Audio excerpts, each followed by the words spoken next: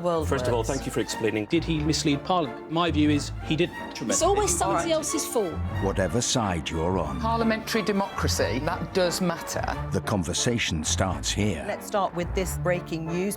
Politics Live. Watch on BBC iPlayer.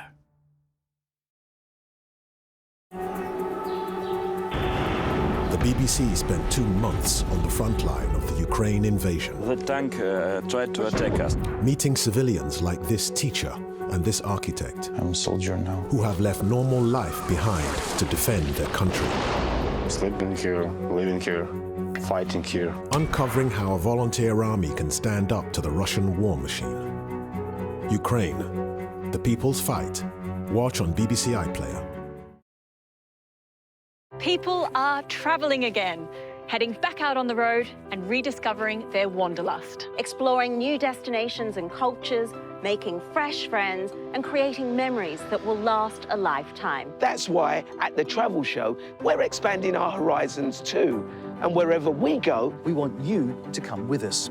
Now, that might make for an awful lot of excess baggage, but we think you're worth it. The Travel Show. Watch now on BBC iPlayer.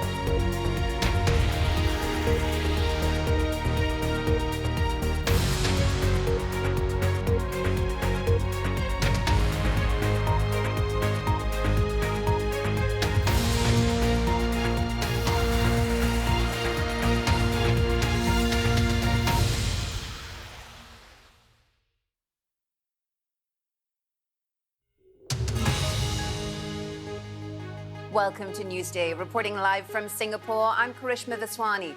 The headlines. As the number of dead exceeds 40,000 in Turkey and Syria, more aid is promised for the survivors of last week's earthquakes.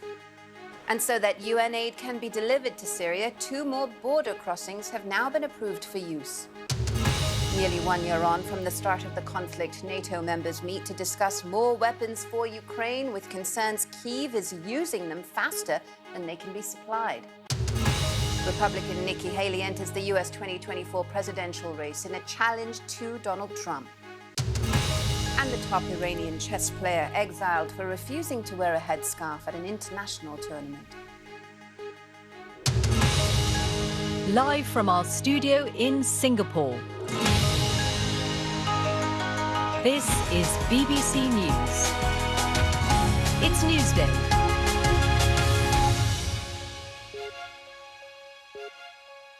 Welcome to BBC News, broadcasting to viewers in the UK and around the world. We begin with the race to get more aid into southern Turkey and northern Syria, where the death toll from last week's earthquakes has now surpassed 41,000. Millions are still left without shelter in freezing conditions with little food and poor sanitation.